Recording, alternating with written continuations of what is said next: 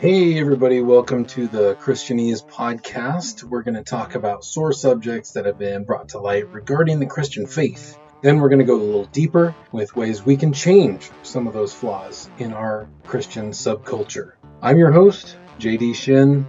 Let's roll.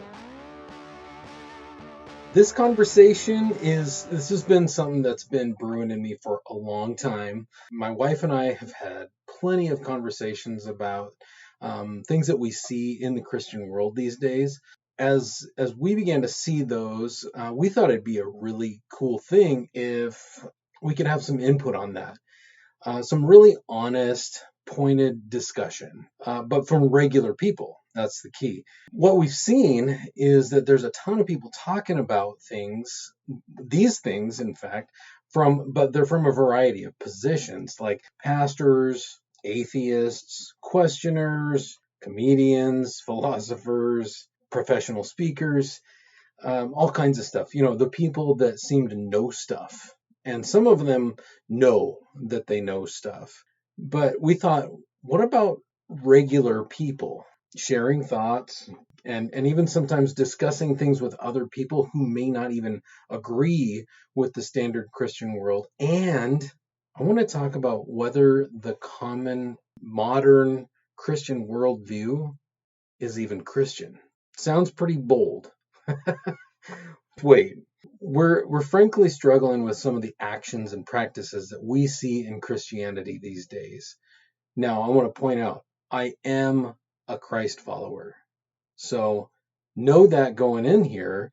But where did this come from?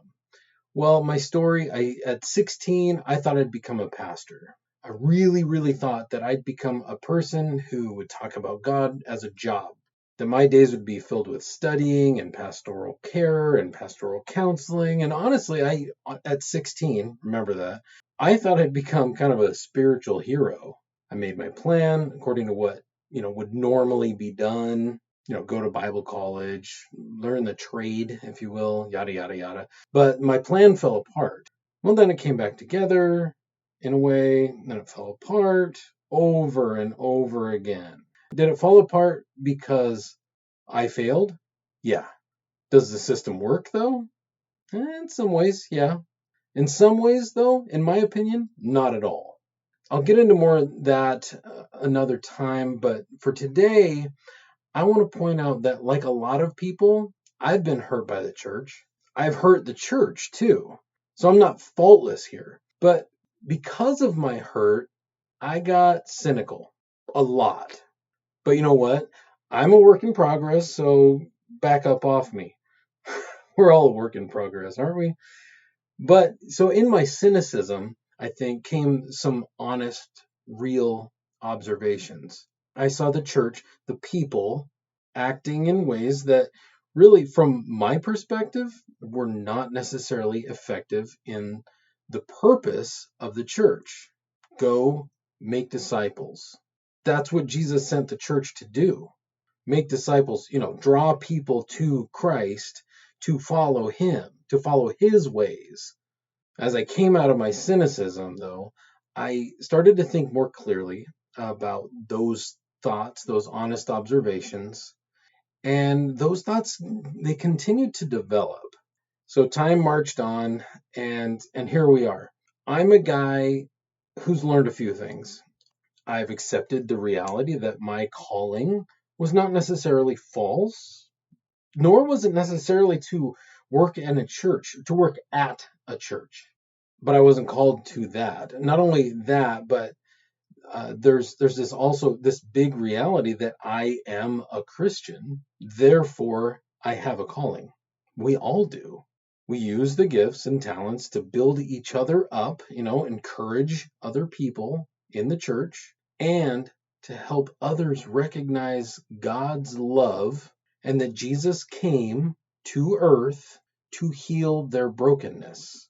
So I don't know what my future holds, but I do know that there's been people in my life who've given me some nudges, shall we say, to start sharing my thoughts. So here I am. I'm a regular guy. I'm not a PhD of theology.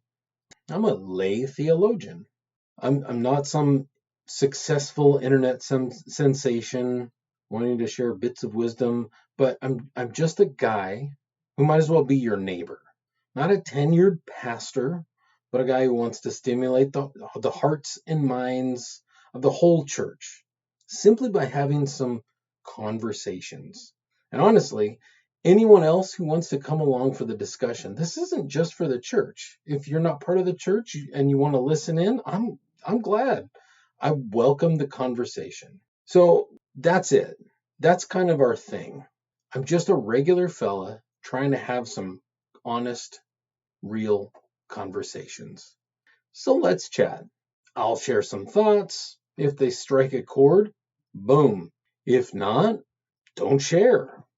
But one little point on that, if the thoughts I share make you unhappy or angry even, do us both a favor. Before tuning me out or even writing me a nasty gram from your hiding place, ask why you're upset.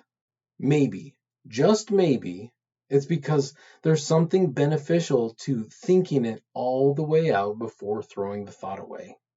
It may disagree with you at first, but one thing I've noticed is that when things upset us, it's either because it's something very, very wrong, and that's good, but it could be that it's something we need to reconcile at a soul level. It might be something you've believed for a really long time, but it's still dead wrong. So you reconcile that. You do that part, explore where there might be something to reconcile, and I'll try my best to share some worthwhile thoughts. Deal? Deal. So for our first conversation, let's start here. I want to share an experience that I had. So one Saturday afternoon, I took my boys and my dad to a mid-sized local college football game. A friend of mine was coaching the visiting team, so naturally we were rooting for that team instead of our local team. He had promised me, though, that we could meet some of the players. And he would bring them out to meet my boys, and so that was really exciting. So he told us to meet him at a certain place. But as we approached that area, there was a guy on a megaphone, quote, preaching. He was reading scriptures about how people are sinners and that they should turn from their wicked ways. Well, so I waited for him. I waited for him to start sharing the hope, the good part, how Jesus could make their wrongs right in the sight of God. It never happened. He just kept telling them the parts about how bad they are and that all the things they're doing are terrible and they should basically just stop being horrible people. So I couldn't take it anymore. I went over, my boys in tow, and I asked him, "Hey, can I ask you a question?" He held up his finger so that he could finish what he was saying. Then he paused and waited for my question. I'm pretty sure he thought I was going to ask him how I could repent, that I might be asking how I could find a way into his self-help program. Well, that's not what I planned to ask him. So I started, I'm a Christ follower. I just want to ask you a question. How are these folks responding to your condemnation? Just then, someone right behind me said, "Man, all you're doing is offending everyone here and telling everyone that they're bad people." Well, that guy made my point. So I said, "I wonder if this method is really working." Then he asked me to go talk to his brother, the guy with the salvation tracts. For those of you who are unfamiliar with tracts, they're a booklet that in the 80s and 90s were, were made as a conversation starter for sharing God's message with people. Before he let me go, I'm still laughing about this. Before he let me go, he angrily said to me, "Do you go to church?" I said, "Yeah." He said, "Would you do this to your pastor?" I said, "If he was doing this, I would." To which he replied, "Shame on you," over his loudspeaker. So I walked over to the brother and started the same conversation. I started the same way and told him I wasn't questioning their message necessarily, but their method.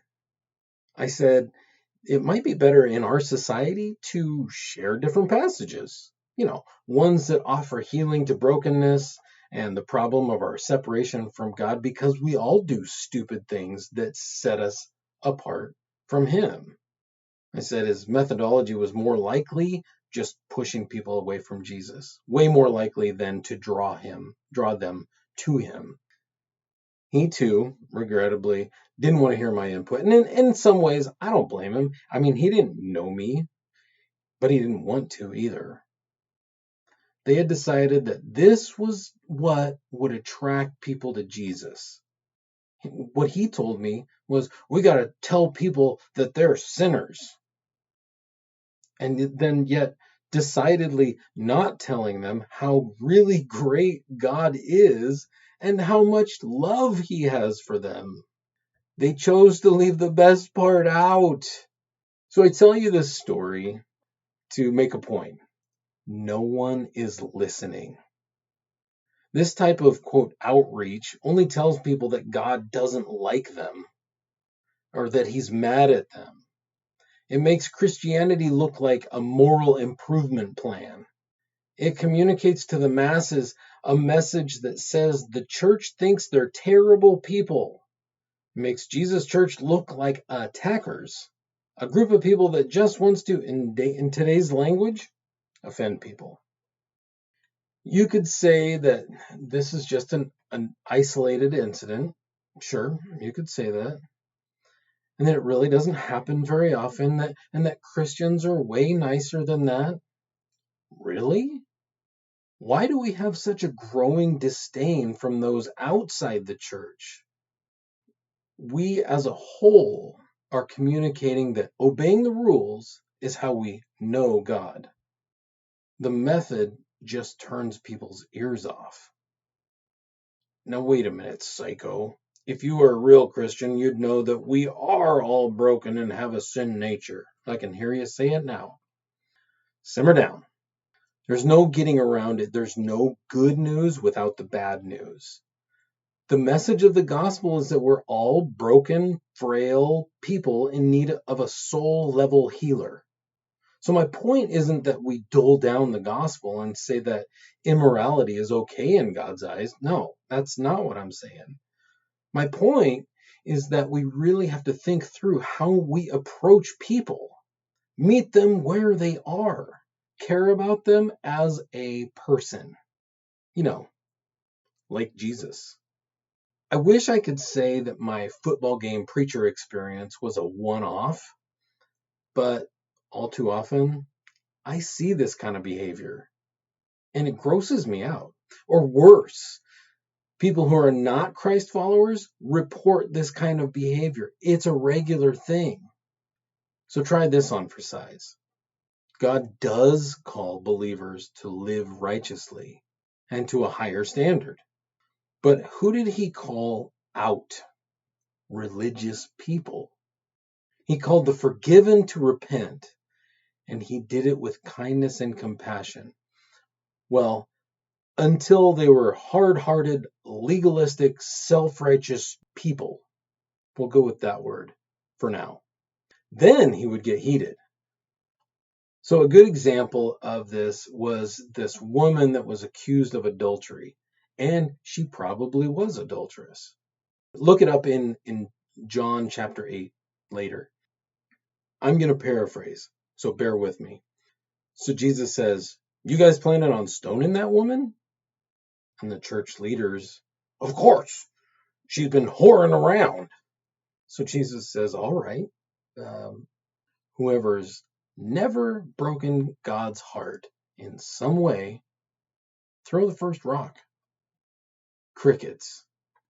Jesus says, "Okay, friend, you can stand up now. They're gone." And the lady weeps.